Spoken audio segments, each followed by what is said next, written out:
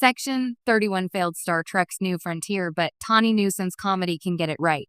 Star Trek has always thrived on reinvention. Each era of the franchise attempts to explore strange new worlds in its own way, whether through the utopian diplomacy of the next generation, the frontier grit of Deep Space Nine, or the serialized emotional arcs of Discovery. But not every experiment succeeds.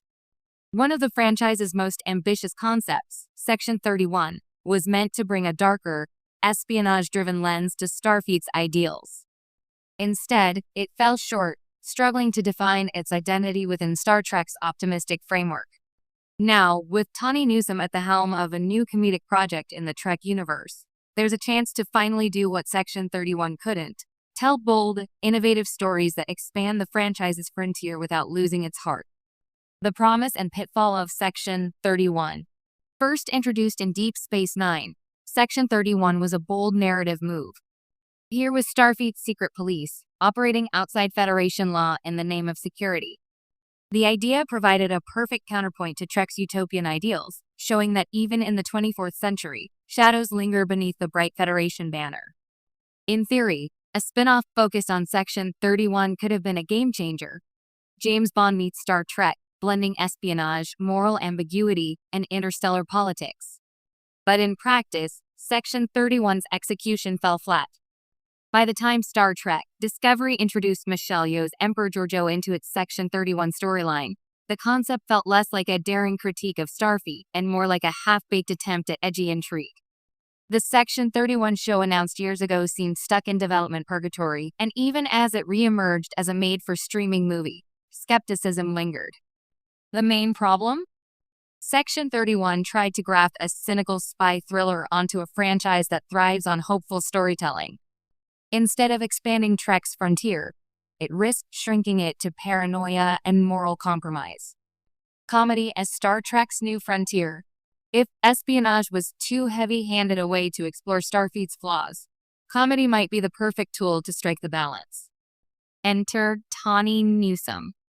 As the voice of Beckett Mariner on Star Trek Lower Decks, Newsome has already proven she understands how to play with Trek's canon while respecting its spirit. Lower Decks doesn't mock Star Trek. It celebrates it through satire, wit, and an unflinching love for the franchise's quirks. Comedy has always lurked at the edges of Star Trek, the trouble with tribbles, Q's antics, or even data learning humor in TNG. But Newsome's style represents something new. Her comedy thrives on contrast, ordinary, messy, very human behavior set against the grandeur of space exploration. Where Section 31 forced Trek into the mold of a spy drama, Newsome's comedic approach leans into Trek's essence: the optimism, the camaraderie, and the absurdity of boldly going into the unknown. Why Tawny Newsome can succeed where Section 31 failed. The genius of Newsome's approach is that it doesn't require breaking Star Trek's hopeful core to explore complexity. Comedy, paradoxically, allows for honesty. Characters can voice doubts, frustrations, and critiques without collapsing the Federation's ideals. In fact, humor often highlights what people value most. Imagine a Newsome-led series where misfit Starfleet officers grapple with bureaucracy, clumsy first contacts, and cultural misunderstandings. It could tackle serious issues, colonialism, diversity, even the ethics of Starfleet's prime directive, through comedy that both entertains and enlightens. Where Section 31 leaned into secrecy and shadows, Newsome's comedy can shine a light on the overlooked corners of Starfleet, bringing humanity back into a franchise that sometimes risks becoming too self-serious. Trek's legacy of experimentation. Star Trek's survival has always depended on experimentation. The original series introduced morality plays in space. The next generation pushed diplomacy and science. Deep Space Nine challenged utopia with political intrigue. Voyager explored isolation. Enterprise rewound to humanity's earliest steps into the stars. Section 31 represented another such experiment, but one that clashed with Trek's DNA. Comedy, however, feels like the natural next step.